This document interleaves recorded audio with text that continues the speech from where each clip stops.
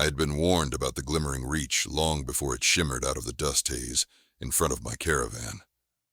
Guides in the salt flats spoke of tree-like pillars that bent without creaking, of roots that clicked like ratchets, of a thin, crystalline sap that smelled uncannily of burnt sugar and soldering flux. They said the entire forest was grown from old plastics, the forgotten detritus of a century that drowned itself in polymers, and that the material had mutated the way flesh might under radiation. It was alive, though not the way cedar or palm is alive. It flexed and respired through hidden micropores, giving off whiffs of ozone in the morning and soft, fruity esters at dusk. I had come because the vines in that forest, the filamentous cables that draped from every glinting bough, were rumored to be the greatest archivists on the planet. They remembered things, whole empires, languages, philosophies, long lost everywhere else. This seemed impossible, yet scholars returned from the reach with details no excavation had ever yielded, layout plans for submerged cities, epic poems from cultures known only by name, and, puzzlingly, the personal dream journals of people who had died centuries apart on opposite sides of the world. When pressed, each scholar gave the same, uneasy answer. The vines offered the knowledge in trade. What did the vines want? That part was always muddled. Some said they demanded stories or songs sung in forgotten tongues. Others insisted the vines burrowed into minds, drinking memories the way roots drink water. A few flat-eyed veterans refused to discuss the matter, but the look of hollowness behind their lids told me enough. I, of course, believed I could bargain more wisely. At the tree line, the sun struck trunks that appeared poured rather than grown, ribbed like rippled glass. The ground scratched underfoot, flakes of oxidized polyethylene crunched like autumn leaves. Despite the material, the forest sounded alive. Distant chirrs of insects, the flute-like call of a synthetic thrush, a lathery warble produced by resonating hollows in the trunks, and beneath it all, a faint chorus of rustling as the vines shifted overhead. I tethered the caravan's single dune yak to a stanchion of blue-white plastic and stepped past the outermost trees. Immediately I felt watched, not by animals, there were none visible, but by the foliage itself. Tendrils as clear as spun sugar trailed down, quivering in an unfelt breeze. When my sleeve brushed one, it recoiled, then stretched after me, tasting the air I disturbed. The deeper I went, the more the forest changed hue. Light fractured through translucent branches, breaking the golden afternoon into shards of teal and magenta. It reminded me of standing inside a broken kaleidoscope. I touched a nearby trunk and found it warm, pulsing softly, like the wrist of some sleeping titan. A clearing opened unexpectedly, nearly perfect in its circle. At its center hung a column of vines braided thick as a ship's mast, reaching from canopy to earth, where they split into innumerable rootlets that disappeared beneath the polyethylene loam. The braid shimmered with embedded particulates, glitter swirling inside its gelatinous skin. I sensed this was the heart, an elder node where the forest's sentience pooled. I cleared my throat as if addressing royalty. I had come to trade, I announced. Sound carried oddly in the forest. My voice returned a half-second later, as a tinny echo. The braid rustled. Vines detached themselves, sliding toward me like sluggish serpents. They circled at a polite distance, forming a loose corral. When the ring was complete, a single vine emerged, slender as a quill, its tip splitting into fronds that trembled and rewove, shaping holes that looked almost like a mouth. "Speak," it said. The word did not vibrate the air so much as bloom inside my auditory nerves, an intimate whisper behind the eardrums. I forced myself not to step back. I seek histories of the lake-top cities, those that floated before the boil flood. Their archives were lost when the waters turned acidic. I will purchase them. Purchase? The vine's fronds rippled with mirth. You have nothing we cannot grow, but you may barter. Name your price. Memories. Yours. We desire the architecture of your regrets. The phrase stunned me. I'd expected a request for stories or songs, something external. Memories were different. Parts of self laid bare. Still, I had prepared. I carried with me recollections I considered expendable. The dusty afternoons of my apprenticeship, the rancid kitchens of dockside hostels, even the first, awkward heartbreak, whose remaining embers I would gladly snuff. Which regrets? I asked. You will know. We will guide you. Before I could protest, 3 vines lunged, wrapping my wrists and neck with a gentleness that belied the speed. My scalp prickled as a slender tendril parted my hair and pressed to my occipital ridge. There was no pain, only a sudden vertigo, like tipping backward through my own skull. Colors inverted. Sounds became flavors. I floated in a place where memory was liquid, and currents tugged at whichever strands I resisted. Images surfaced. My grandmother's laugh over cracked teacups. The suffocating smell of my father's coat the day he left. The thunderous silence after the verdict of exile had been read. Not these, the vines whispered. Steering. Deeper. Where regret pulses darkest. We fell into a cold room, my childhood bedroom, where 13-year-old me had hidden while my sister took the blame for the broken filtration pump. I watched, third person, as she was scolded, fined, denied academy entrance. My grown self tried to look away. The vines pinned my attention. Taste, they chorused, and a filament drank the scene. I felt a tug, then nothing. The memory dimmed, its emotional weight lifting as though anesthetized. A hollow ache replaced it, but also a lightness, a terrible relief. Yes, said the vines, more. We plunged into another chamber. The evening I forged a transit pass to escape a storm, leaving behind a friend who couldn't. Floodwaters scoured that friend's town. They wrote me once, lines orbiting grief that I never answered. Shame blistered my gut. The vines fed and the blister cooled. When at last they slowed, I gasped, kneeling in the plast loam. Sweat dotted my skin, though the air was cool. I probed my thoughts and found seams where memories had been quilted. I could recall facts, but the sting was gone. The heat cauterized. An eerie tranquility followed. Payment accepted, the vines said. We will give what you seek. They retracted, and the braided column shifted. Its surface rippled, projecting motes of light that gathered into holographic forms. Blueprints of buoyant platforms, schematics for mag-tethered stilts, water-neutral desal hubs. Accompanying text scrolled in a language I had only glimpsed on temple friezes. I produced a recorder, but the vines shook, emitting a static buzz. Copying was forbidden. Instead, they funneled the knowledge directly. Images unrolled behind my eyelids. Data encoded as synesthetic knots.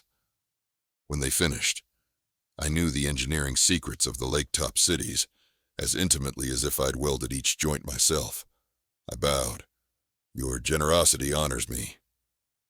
Regretception complete, they replied, coining a term half mechanical, half lyrical. Share what we gave. Let the world rebuild. Return when you have grown new regrets. The forest parted for my exit. Evening light lanced between trunks, painting halos around each vine. I felt drained yet invigorated, like a limb newly freed from gangrene. Back at the salt flats, the Dunyak snorted, unimpressed by my enlightenment. I loaded supplies, slung my pack, and set off for the nearest coastal enclave to deliver the forgotten technologies. Months passed. I watched as engineers wept over the blueprints, as welders revived alloys and buoyancy chambers. Communities, once cowering from storm surges, floated their first test platforms within a year. My name circulated among scholars and salvagers. They praised my bravery, my cunning. None knew how I paid. I pretended the price was trivial. Without the burden of those regrets, my nights were quiet. I told myself I had been cleansed, purified, optimized for service. Yet some part of me missed the ache. It had anchored me to consequences, tethered me to the sister I hardly visited, to the friend whose letters I still could not answer.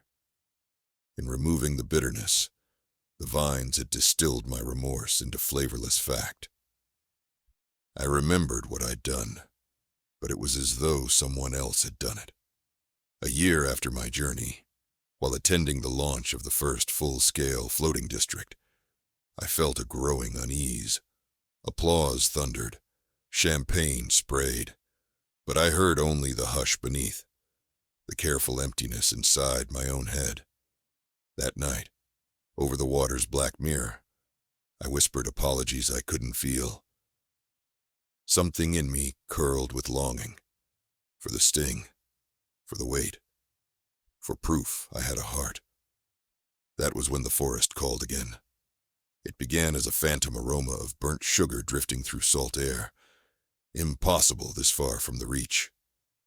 Then came dreams, branches of translucent coral stretching over a sky of blue circuit boards, vines spelling questions I couldn't read. Each morning I woke with the taste of solvent on my tongue and the conviction I was expected. I resisted. I buried myself in restoration projects along the littoral zone, drafting seawall alternatives and teaching apprentices how to braid kelp rope. But my hands kept tracing vine patterns across drafting paper. My mind slid toward old emptinesses, fingering the sockets where regrets once sat. Finally, I packed again, telling colleagues I sought further lore. They offered sponsorships. I refused. This journey, I said, was personal. The forest received me like a relative at a funeral. Silent, anticipatory. I noticed changes. Some trunks glittered with fresh marbling, integrated metal fragments, perhaps scavenged from shipwrecks. Flowers had appeared, if one could call them that. Starbursts of flexible microtubing that flexed to track my steps, petals clacking softly. The central clearing remained. The braided column hummed brighter, as if reactors pulsed within.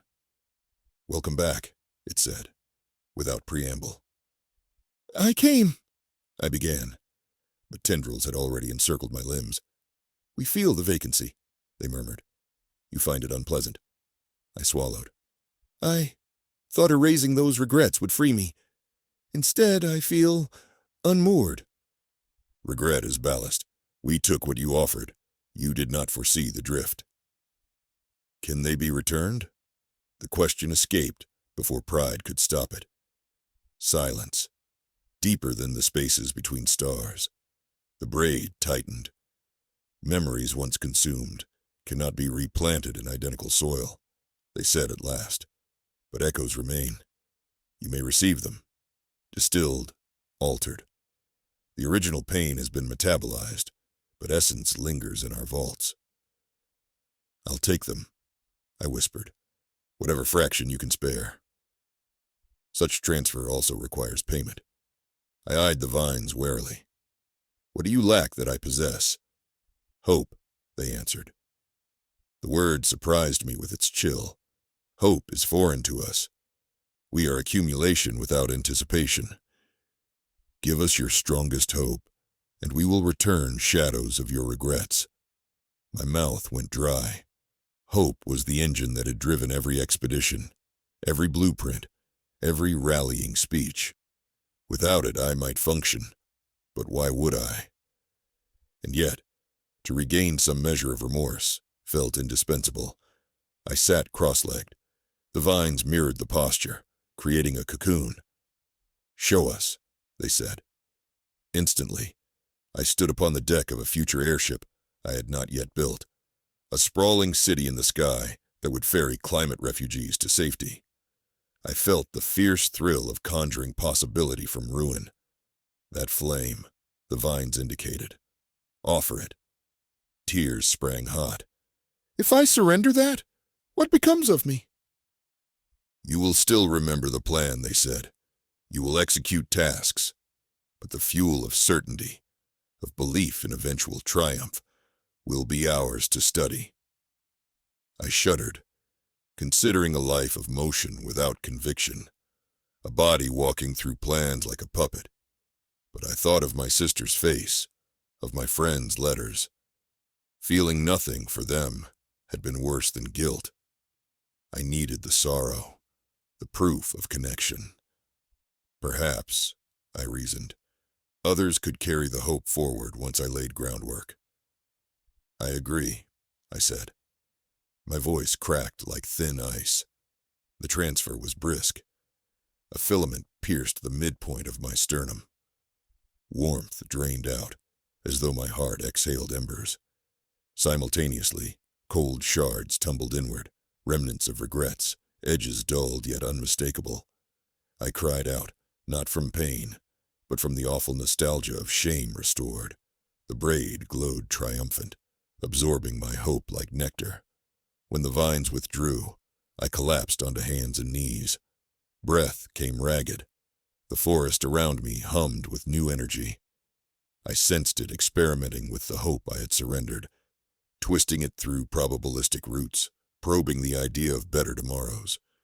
Meanwhile, my own chest felt heavier, but solid.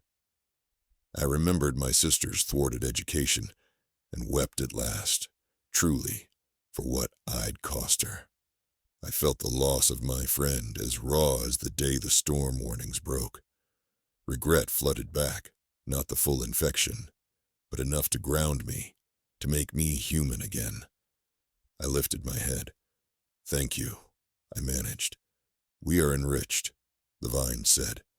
"Return again when the mix grows unstable. We shall refine further." I left the clearing unguarded, the vines parting like curtains. Exiting the forest, I stopped beside a trunk streaked with new pearlescent veins, hope mingling with polymer. I laid a hand on it. It pulsed with a nervous eagerness I had never felt in the reach before, as though the forest itself now imagined something beyond recollection, a future. The hike across salt flats felt longer this time. The weight of regained shame slowed my pace, but the emptiness in my chest where hope had lived was strangely calm. I watched sunset bleed mauve across dunes. In the quiet, I heard wind organ tones echoing memories of plastic branches and realized the bargain was not final. The forest's hunger was endless, but so, perhaps, was our capacity to feel, to dream, to regret. I would build the airship city because I still knew how, even if I no longer believed in its certainty. Belief could belong to others. My role was to shape the frame. Along the way, I suspected new hopes would sprout, subtle and cautious, the way grass nudges through concrete, and when they did, the vines would smell them on me and summon me back across the flats. Our commerce, I understood, would last my lifetime, maybe longer. Memories traded like silver, hopes and sorrows balancing on a scale that neither side could let empty. The forest of mutated plastics had become the strangest confessional, the strangest currency exchange, and I its imperfect, necessary patron. The dunes whispered behind me. Night fell, igniting constellations overhead. I wondered which of those far lights had witnessed civilizations now entombed only in the vine's humming archives, and which might yet shine on futures my own hands would help construct. Futures whose outcome I could no longer taste. I kept walking, feeling the heft of regret settle into its rightful pocket beside the echoing gap of hope, and I knew, with a clarity both sharp and dull, that the bargain had made me whole by leaving me incomplete.